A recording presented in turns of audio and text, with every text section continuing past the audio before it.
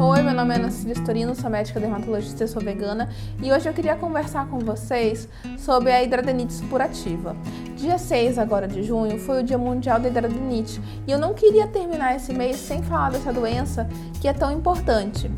Não é uma doença tão conhecida, tá? É uma doença relativamente rara, porém, os pacientes que são acometidos pela hidradenitis, eles sofrem bastante com o problema.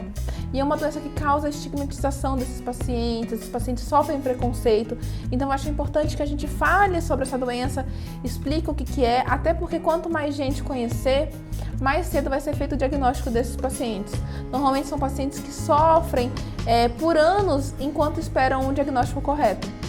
Muitas vezes eles não vão logo de cara no dermatologista, acabam passando na urgência ou vão no clínico e aí cada vez vai no médico e aí como não está tendo aquele segmento correto, às vezes não consegue ser feito esse diagnóstico no começo e essas pessoas sofrem bastante com isso. Normalmente elas chegam envergonhadas, elas chegam falando pra gente, olha doutora, eu sou limpinha, né? Eu faço a minha higiene, eu me cuido. Mas mesmo assim continua aparecendo, né? Então, o que é a hidradenitis? A hidradenitis é uma doença autoinflamatória, tá? Das glândulas sudoríparas apócrinas.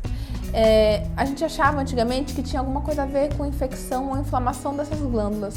Hoje em dia a gente sabe que essa inflamação está ligada com os folículos pilosos que acompanham essas glândulas. E onde que normalmente costumam surgir essa inflamação, esses nódulos? Costuma surgir mais comum, né? Nas axilas, na virilha, nas nádegas, na região genital pode aparecer, embaixo das mamas, tá? Eu já vi paciente alguns aqui nessa região aqui cervical, que são os lugares que tem mais concentração dessas glândulas, por isso que é mais comum nesses lugares. O quadro normalmente parece que a pessoa tem furúnculos de repetição, né? Então a pessoa fala assim, doutora, eu já tenho toda hora, eu tenho furúnculo na axila, não melhora, eu tenho um furúnculo que nunca sara. Normalmente não é furúnculo, normalmente é a hidradenitis, tá? É mais comum nas mulheres pós-puberdade, mas pode dar nos homens também. E esses furúnculos, né, esses nódulos, eles surgem no começo, começam com nódulos. Esses nódulos, eles podem vazar, sair pus e vão surgindo novos nódulos e os nódulos antigos viram cicatrizes. Então essa é a principal diferença dela para um furúnculo. O furúnculo não costuma deixar cicatrizes como a hidradenitis deixa. Então vão surgindo vários nódulos, esses nódulos vão cicatrizando, vai surgindo outros e a região fica meio endurecida. A gente sente por baixo da pele como se fosse uma fibrose ligando esses nódulos. E em casos mais graves, as pessoas podem ter até dificuldade de levantar os braços por conta dessas cicatrizes que vão ficando, tá? E a gente, claro que a gente orienta a fazer a higiene direitinho do local, mas não tem nada a ver com falta de higiene. Isso não é porque a pessoa não se limpa, né? Não se lava, porque não usa desodorante, não tem a ver com isso, tá? Tem a ver com essa inflamação, né, excessiva. A gente sabe que a pele ela tem uma resposta excessiva à inflamação desses folículos pilosos e da glândula, por isso formam esses nódulos. Tem alguns fatores que ajudam, né, a ter uma maior tendência para ter essa hidradenitis. Então a gente sabe que tem sim algum fator genético. Então na família de pessoas que tem é mais comum que tem outras pessoas, mas não é uma coisa que você com certeza passa para os seus filhos. Se eu tenho hidradenitis, meu filho vai ter. Não é assim que funciona, mas ele vai ter talvez uma tendência um pouco maior de ter. Tem a ver também com o tabagismo, então a gente sabe que pessoas que fumam têm uma chance maior de ter. Então a gente orienta os pacientes com hidradenitis a pararem de fumar. Tem a ver também com obesidade, tá? Então a gente sabe que a obesidade ela pode aumentar a inflamação do organismo e nesses casos pode piorar a hidradenitis, até porque, né, aumenta o atrito dessas regiões, né? Então tem a mais pele, a gente fica mais gordinha, a coxa roça mais uma na outra, a axila roça mais, isso também pode piorar. Então a gente orienta esses pacientes a controlarem o peso.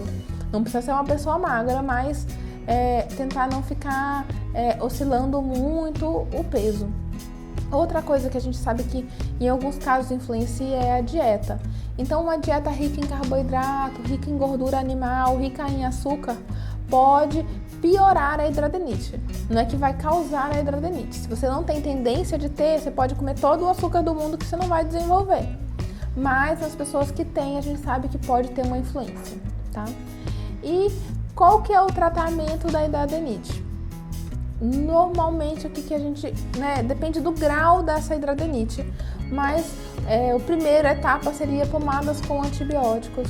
Em alguns casos a gente precisa fazer o antibiótico via oral e às vezes esse antibiótico não é por uma semana, como por exemplo uma dor de garganta. Às vezes a gente deixa antibiótico por 1 mês, 3 meses, tá?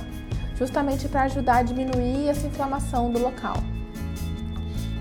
Existe também alguns imunossupressores imunobiológicos que são utilizados em casos mais graves e existem pacientes que precisam fazer cirurgia para a hidradenite. Nessa cirurgia, normalmente o que a gente faz? A gente usa algum antibiótico antes, algum imunossupressor para diminuir a inflamação, porém tem algumas glândulas que estão tão inflamadas, elas estão com uma fibrose tão grande que a gente precisa tirar aquela região para melhorar tanto a questão estética desses pacientes, como para melhorar a movimentação do braço e, em alguns casos, para retirar uma glândula que não melhora, tá? Os pacientes com hidradenite também têm que ficar fazendo acompanhamento com o dermato, porque é raro, mas em alguns casos crônicos pode levar ao desenvolvimento de câncer nessas glândulas cronicamente inflamadas. Então, às vezes, em alguns casos, a gente precisa retirar também para fazer biópsia em alguma lesão que está muito antiga, que a gente vê que não está sarando, tá? Então, esse vídeo é mais informativo sobre hidradenite. Se você tem alguma dúvida, se você conhece alguém que tem, manda esse vídeo para ele, para a pessoa ficar sabendo mais, saber que isso não é culpa da pessoa, não é falta de higiene, não é nada disso. E não deixe de procurar o seu dermatologista se você acha que você pode estar com essa doença. Tem alguma dúvida? Deixa aqui embaixo nos comentários. Não esquece de se inscrever no canal. Até o próximo vídeo.